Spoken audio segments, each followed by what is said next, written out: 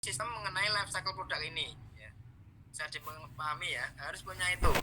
Bagaimana pengembangannya, bagaimana transfer teknologi untuk produk itu diproduksi. Harus punya sistem mengenai produksinya, kemudian harus punya sistem bagaimana kalau produk itu berakhir. Produk itu sudah tidak diproduksi lagi. Nah, istilahnya harus punya sistem mengenai life cycle produk. Nah, itu saya kira itu yang perlu saya sampaikan yang mengenai implementasi dari bab 1 semiot. Bisa dipahami ya. Ya, karena ini sekali lagi ya, memang harus satu ruang ya, kalian sudah siap buku dan pulpen ya, jangan sampai di luar ruang atau di mana ya, sehingga kalian kurang konsentrasinya ya. Itu. Kemudian berikut lagi mengenai implementasi personalia, apa aja yang harus kita terapkan nih mengenai bab 1 personalia ya. Ini berarti ke Yanma ya, Yanma Paradita.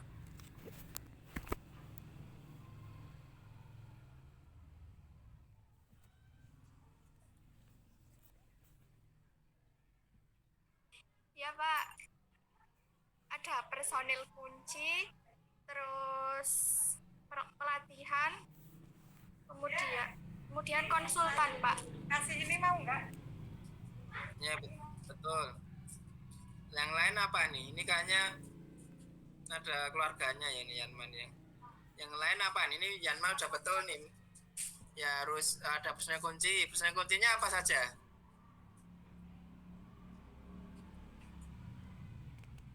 Ya, pelatihan. Karena konsultan itu tidak wajib ya. Kalau memang industrinya itu tidak mengerti ya apa yang dilakukan mengenai CPOTB, itu memang harus berkonsultan ya supaya bisa mengarahkan apa saja yang harus dilakukan dalam kaitannya dengan IoT ya, industri operasional. Itu memang mungkin perlu, tapi kalau sudah mengerti ya tidak perlu konsultan ya.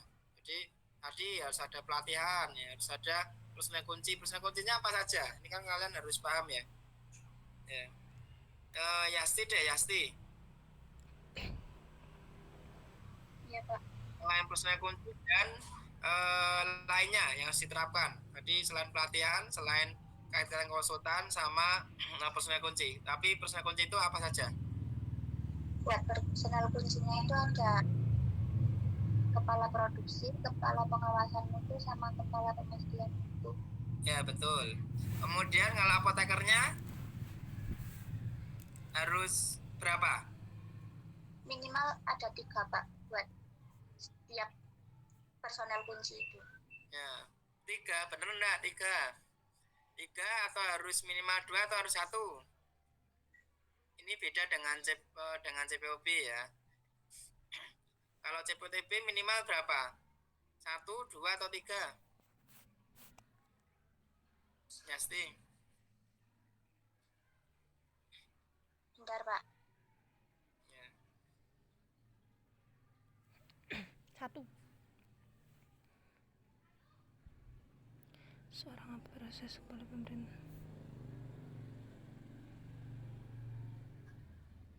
Ya, harus 1 ya, minimal 1, tidak harus 3. Kalau obat itu harus 3 memang ya. Apoteker di produksi, di pengawasan mutu itu harus semua apoteker kalau obat. Nah kalau obat nasional itu minimal harus 1. Nah kira-kira apotekernya harus yang di mana nih? Di produksi, di pengawasan mutu atau di QA? Yang harus 1 ini, minimal 1 ini yang OT. Yasti, yang di mana?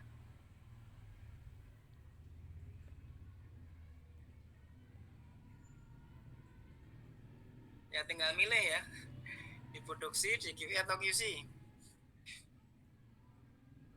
Apotekernya di mana ya sih?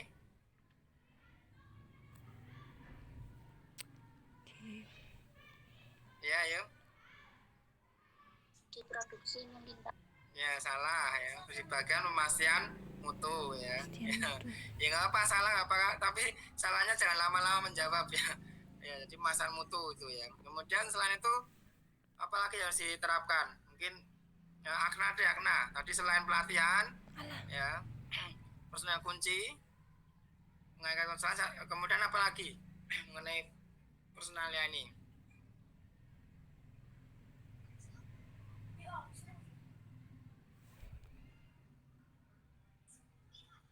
Pemastian Ayo, mutu. Agna.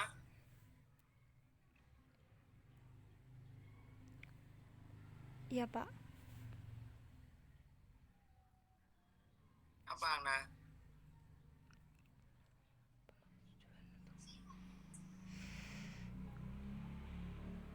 Apa lagi? Ya harus pelatihan ya. Tadi personal kunci. Pelatihan. Ya konsultan ada 2 lagi. Kira-kira apa yang harus diterapkan?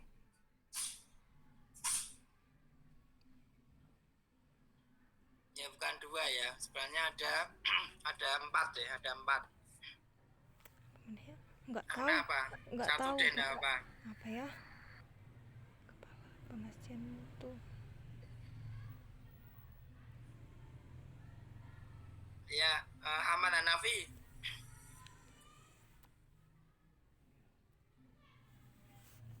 Ya Pak, Ya apa?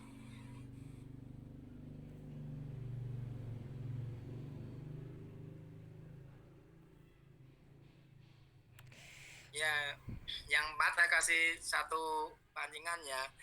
Harus ada struktur organisasi. Struktur organisasinya itu ya antara produksi, pengawasan mutu dan pemasaran mutu harus terpisah ya, harus terpisah, ya, harus independen. Tidak boleh saling mengaruhi ya, karena masing-masing punya tugas sendiri ya, sehingga nanti dalam proses produksinya itu tidak akan terjadi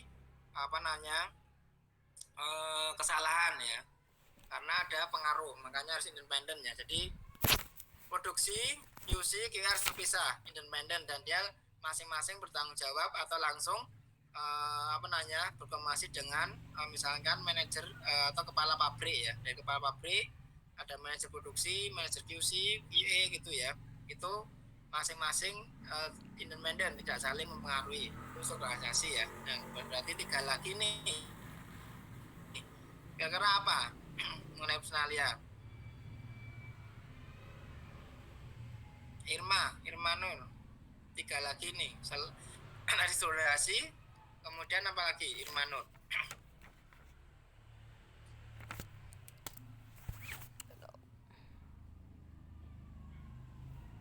Irma.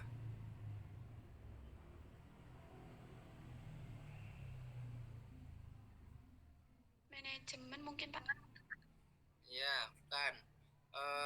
Ani, Iya, Pak. kira apa? Selain strukturalisasi. Kita bisa tambah ya, ada 3 lagi.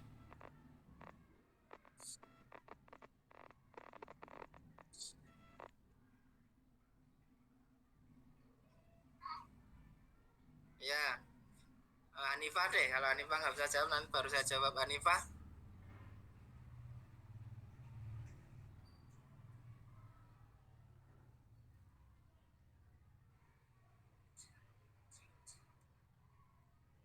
Hanifah.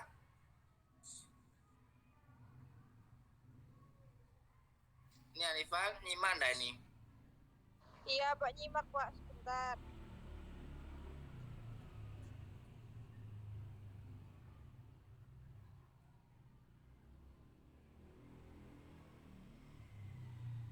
Ya gimana Hanifah? 3 informasi lagi mengenai personalia. Ya, jadi harus ada uraian tugasnya ya, harus ada job desk-nya ya. Kan tadi harus ada koordinasi ya. Nah, masing-masing bagian, masing-masing personil itu harus ada job desk-nya ya, atau uraian tugasnya ya. Kemudian berikutnya yang menurut saya harus ada pengecekan kesehatan ya. Pengecekan kesehatan, pemeriksaan kesehatan baik ketika dia mau menjadi sebagai karyawan baru, kemudian baik ketika karyawan ya, ketika dia sudah bekerja ada masalah kesehatan, itu harus dilakukan pemeriksaan kesehatan. Kemudian yang ketiga itu pemeriksaan secara berkala ya, secara periodik itu harus dilakukan ya. Itu tambahan yang ketiga ya. Keempat ya, harus menggunakan APD yang sesuai dengan bagiannya masing-masing ya. Kan yang namanya personil kan ada yang di gudang gitu ya, ada yang bagian produksi, ada yang bagian mungkin gudang jadi, atau mungkin ada yang di kantor, misalnya QA-nya, atau mungkin ada yang di lab, misalnya QC-nya. Nah, itu APD-nya harus sesuai dengan tempatnya. Bagaimana produk itu bisa terjamin ya, tidak terjadi kontaminasi atau pencemaran. Ya kalau orang APD-nya orang gudang, ya orang gudang mungkin ya safety-nya ya, orang gudang kan banyak bahan tuh, mungkin sepatunya harus sepatu safety shoes, kemudian mungkin harus pakai helm gitu ya. Kalau dia di gudang naik-naik rak ya mungkin dia harus pakai pengaman kayak gitu kan. Kalau orang bagian pengolahan mungkin APD-nya ya harus yang tertutup ya, harus diganti-ganti setiap hari kan kayak gitu ya. Ya itu ya mengenai personalia ya, mengenai implementasinya.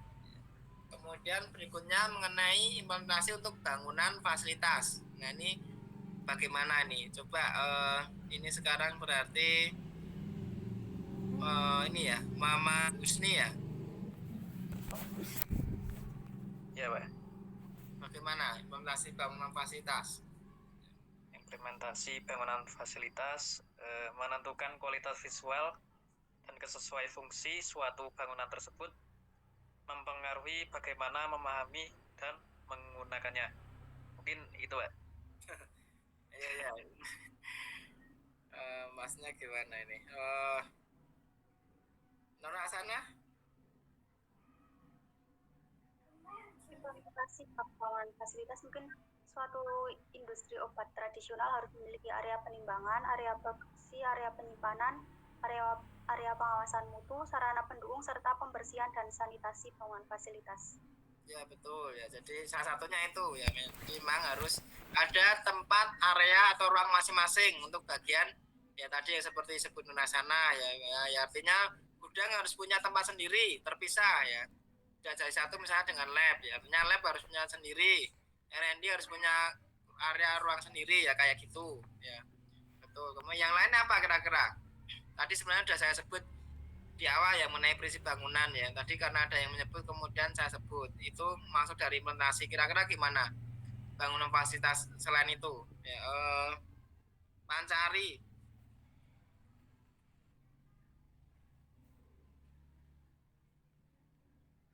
Ya, Pak.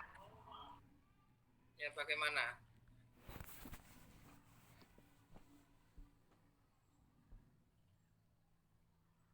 Ayo Pancari. Implementasinya bagaimana? Misal untuk area produksi itu harus ruangannya itu harus tidak terkontaminasi itu, Pak. Ya. Steril, harus steril. Operasional ada yang harus steril.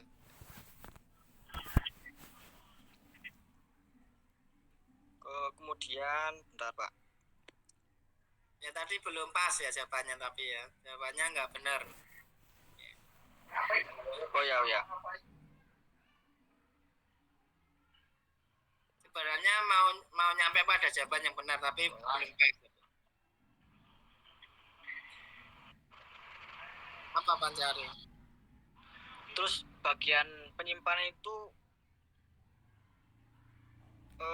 ruangannya itu dipisah, Pak. Area terpisah. Ya tadi udah disebut Nurasana ya. Ya baik mungkin mengenai yang steril tadi sebenarnya bangunannya harus ada kelas 1, kelas 2, kelas 3. Kalau kelas 1 kira-kira yang bagaimana? Kelas 2 yang bagaimana? Kelas 3 yang mana Panca? Ini saya Untuk kelas 1 itu ada 2, Pak. Itu ada kelas A dan kelas 1A dan kelas 1B. Ya, 1A yang bagaimana? 1B yang bagaimana? Kelas 1A itu ekstraksi lanjutan, pengelolaan sediaan oral, sediaan untuk menangani luka terbuka dan sediaan yang mengandung produk beresiko tinggi. Oke, kalau yang B? Yang 1B untuk pengolahan sediaan selain yang tercantum dalam 1A, yaitu sediaan serbuk, pil, obat luar atau setengah padat dan COL. Ya, kalau kemudian kelas 2?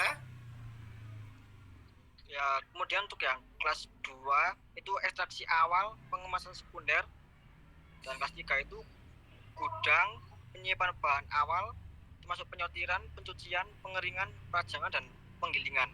Ya, kelas 3? Ya itu, Pak. Ya itu ya untuk syarat lain mengenai bangunan. Masih ada yang lainnya. Ya, ini mungkin ganti ini si Fauzana. Iya, Pak.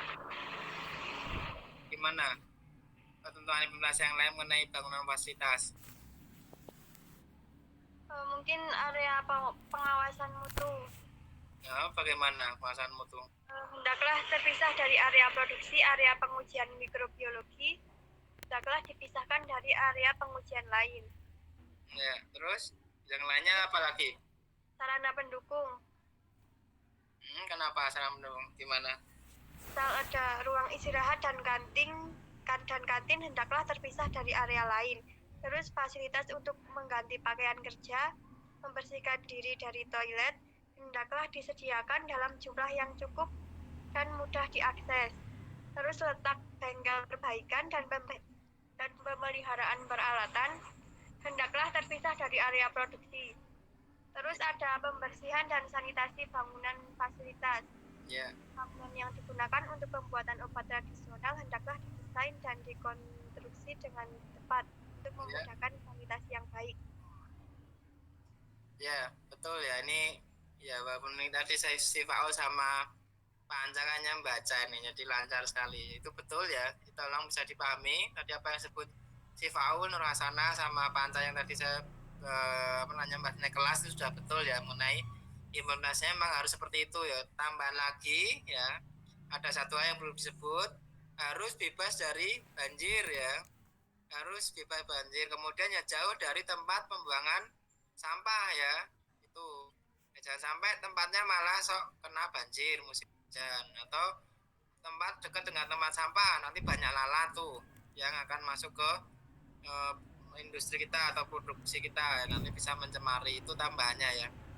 Ya, ini 9.37 ya, ini masih ada 3 menit, mungkin satu lagi mengenai peralatan ya. Nanti kita sambung di pertemuan berikutnya mengenai peralatan nih, kira-kira apa aja prinsip apa aja implementasi harus dilakukan mengenai peralatan ya. Coba nih Wiwin.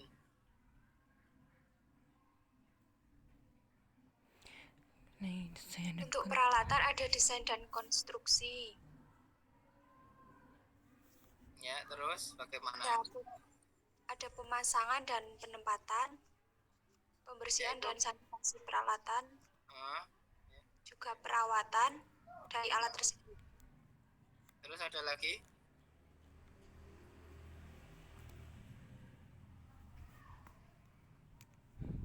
Selain itu, jadi memang desain konstruksinya harus sesuai ya, jangan sampai tidak benar. Kemudian memang betul harus dilakukan sanitasi ya, perawatan itu betul ya. Ya, kemudian apalagi selain itu?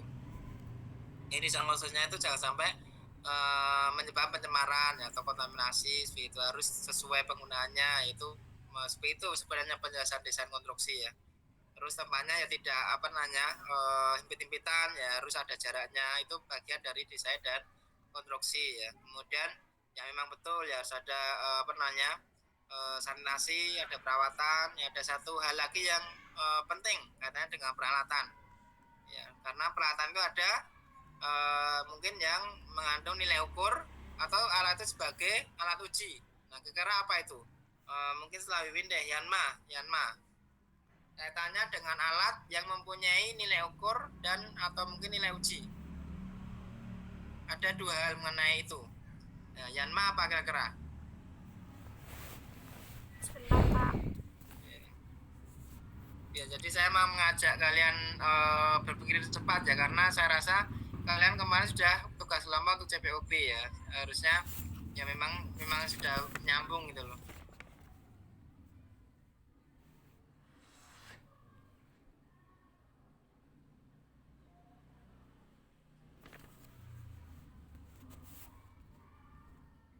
Ya, ayo Yanma.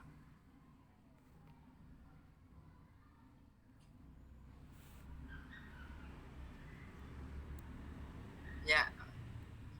Yasti deh, ini terakhir, Yasti. Gimana Yasti? Mungkin bahan-bahan dari alat itu